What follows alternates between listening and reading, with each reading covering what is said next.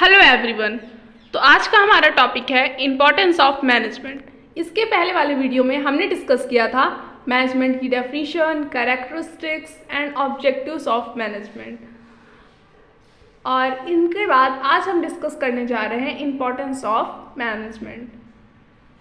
Management आखिर organisation के लिए क्यों इम्पोर्टेंट है?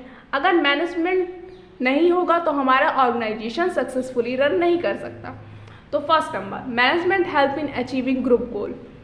मैनेजमेंट हेल्प करता है कि हम कैसे एक ऑर्गेनाइजेशन में, एक ग्रुप में काम करके अपने गोल को कैसे अचीव कर सकें। नेक्स्ट आता है मैनेजमेंट इम्प्रूव एफिशिएंसी। एफिशिएंसी का मतलब होता है कॉस्ट को रिड्यूस करना। Management try to reduce the cost and improve productivity with minimum wastage of resources. Management cost को रिड्यूस करता है और कम से कम कॉस्ट में हम बिना रिसोर्सेज वेस्ट किए हुए कैसे अपने गोल को अचीव कर सकते हैं। नेक्स्ट आता है management creates a dynamic organisation. Organisation have to survive in dynamic environment, so managers keep making changes. The employees in the organization are generally resist to change. हमारे ऑर्गेनाइजेशन जो है वो कॉम्पिटिटिव मार्केट में लंबे time तक survive करना चाहता है, रहना चाहता है, जिसके लिए हमें टाइम टू टाइम जो चेंजेस आते हैं, टेक्नोलॉजी चेंज होती है, फैशन चेंज हो जाता है, इन सारे चेंजेस को अडॉप्ट करने होते हैं ताकि हम सक्सेसफुली अपने कॉम्पिटिटिव मार्केट में रह सकें। नेक्स्ट आता है management help in achieving personal objective. Management कैसे हेल्प करता है पर्सनल ऑब्जेक्टिव को अचीव करने के लिए? सबसे पहले, N efficient manager is the one who bring maximum prosperity for employer as well as employees. As organizational goal and individual goal are in one direction only. Individual want to earn more and organization want maximum production. Employees can earn more by producing more. This will fulfill the objective of the both group. Management individual बहुत ज़्यादा से ज़्यादा earn करना चाहता है और organisation production ज़्यादा करवाना चाहती है। ये दोनों तभी पॉसिबल है जब हम जो एम्प्लॉयज़ है उसकी जो पर्सनल नीड्स हैं उनको पूरा करें। उसको जब उसकी पर्सनल नीड्स पूरी रहेंगी, वो टेंशन पे नहीं रहेगा, तो वो अपना 100% हमारे ऑर्गेनाइजेशन में लगाएगा, जिससे हमारे ऑर्गेनाइजेशन की प्रोडक्शन इंक्रीज होगी। नेक्स्ट आता है management help in development of society. It insist on providing quality goods, competitive salary, create employment opportunity etcetera towards different group of people such as employees, customers, suppliers, etc. By increasing production, management also contribute to increase in GDP and leads to grow of nation. हमें society में कैसे management help करता है develop करने के लिए? सबसे पहले हमें क्वालिटी गुड्स प्रोवाइड करवाने हैं। सैलरी, अगर हम अपने एम्प्लॉय को दूसरे एम्प्लॉय से ज़्यादा सैलरी प्रोवाइड करेंगे। अपॉर्चुनिटी, जो कंसेशन होता है, रेंटल हाउस, ये सारे देंगे। जो हमारे एम्प्लॉयज़ हैं, सप्लायर्स है, कस्टमर है, उनकी नीड्स को जानेंगे, वो आखिर क्या चाहते हैं। इससे हमारा प्रोडक्शन बढ़ेगा, प्रोडक्शन बढ़ेगा तो हमारे कंट्री की जीडीपी बढ़ेगी। इसके बाद हम आते हैं nature of management. To conclude whether management is science, art and profession and compare them with the management meaning and features. चलिए देखते हैं मैनेजमेंट क्या है, साइंस है, आर्ट है या प्रोफेशन है। मैनेजमेंट की मीनिंग और फीचर्स को साइंस, आर्ट और प्रोफेशन से कंपेयर करेंगे। फर्स्ट आता है management as a science. Science can be defined as a systematic and organise body of knowledge based on logical observe finding fact and events. Science क्या है? एक systematic और organise body of knowledge है। एक systematic study है, किसी particular subject की एक स्टडी है, हम कैसे पढ़ते हैं, वो लॉजिक बेस्ड है।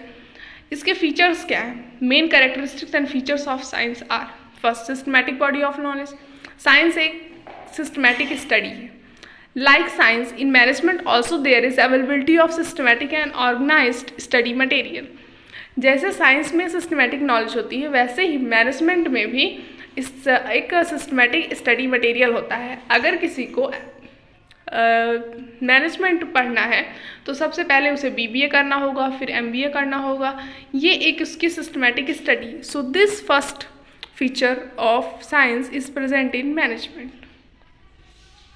तो ये फीचर साइंस का मैनेजमेंट में भी प्रेजेंट है। नेक्स्ट आता है scientific principles are drive on the basis of logical and scientific observations. Scientific principles are derived on the basis of logical and scientific observation. The scientific perform the logical observation before deriving any principle or theory. But when managers are observing, they have to observe human beings, and observation of human beings cannot be purely logical and objective. जो scientific observation है, जो scientist है वो observation तभी drive करता है जब वो ऑब्जर्व करता है, तब प्रिंसिपल और थ्योरी देता है। बट जो मैनेजर है वो ह्यूमन बीइंग को ऑब्जर्व करता है, तो इसका जो ऑब्जर्वेशन है वो लॉजिकल या ऑब्जेक्टिव नहीं होता है, ये सब्जेक्टिव होता है। So this feature of science is not present in management. तो ये फीचर साइंस का मैनेजमेंट में नहीं प्रेजेंट रहता है, क्योंकि साइंटिफिक प्रिंसिपल हमेशा सेम इफेक्ट देते हैं, लेकिन जो मैनेजमेंट प्रिंसिपल वो सिचुएशन के हिसाब से डिफरेंट रहती है। नेक्स्ट आता है principle are based on repeated experiment. Before developing scientific principle, scientist test these principles under different condition and places. Similarly, managers also test and experiment managerial principle under different condition in different organization. जो principal होते हैं वो बार बार experiment किए जाते हैं, बार बार observe करते हैं different places में, डिफरेंट कंडीशन में, हर सिचुएशन में।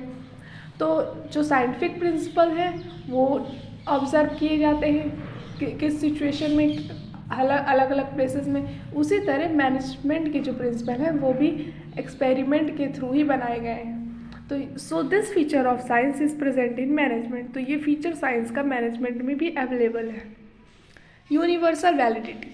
Scientific principle have universal application and validity.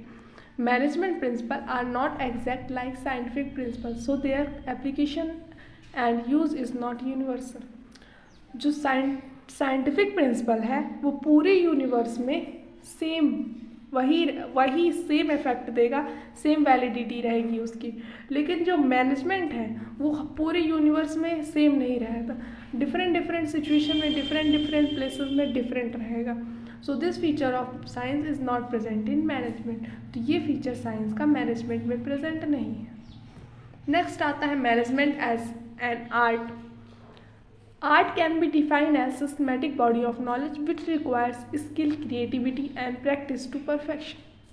Art एक systematic body of knowledge है जो skills, creativity और practice पर perfection देती है। जब जो artist होते हैं वो बार बार जब बार बार प्रैक्टिस करेंगे, नई क्रिएटिविटी स्किल क्रिएट करेंगे, इससे ही परफेक्शन क्रिएट होता है। फर्स्ट नंबर आता है the main feature of art are systematic body of knowledge. जैसे आर्ट में एक सिस्टम होता है एक स्टडी करने का, वैसे ही in management also there is a systematic and organise body of knowledge available which can help in acquiring managerial studies. जैसे आर्ट में एक सिस्टमैटिक बॉडी ऑफ नॉलेज होता है, वैसे ही सेम मैनेजमेंट में भी एक सिस्टम होता है स्टडी करने का। सो this feature of art is present in management also. Personalised application. In the field of art, only theoretical knowledge is not enough. Every artist must have personal skill and creativity to apply that knowledge.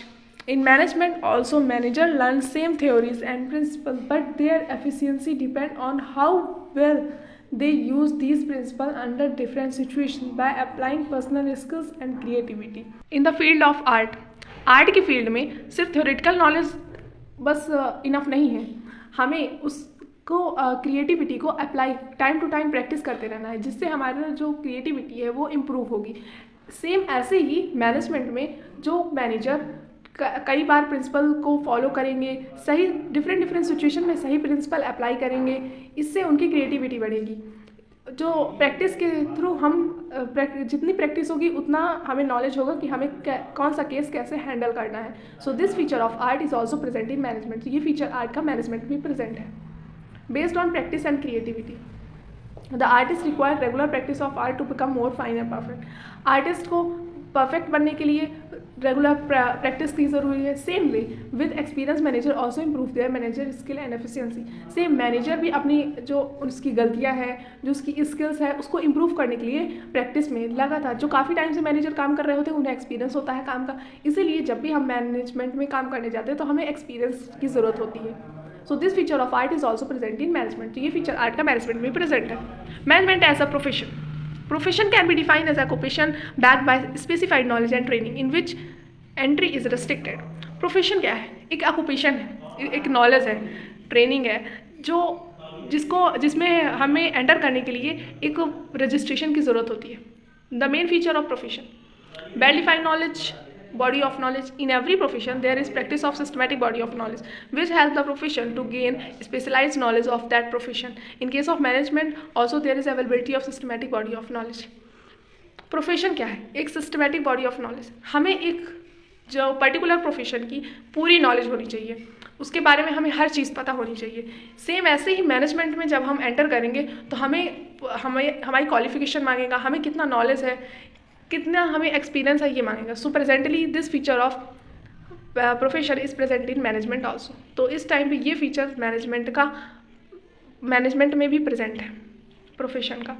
Restricted entry. The entry of profession is restricted through an examination or degree, whereas there is no legal restriction on appointment of manager. Anyone can become a manager irrespective of educational qualification.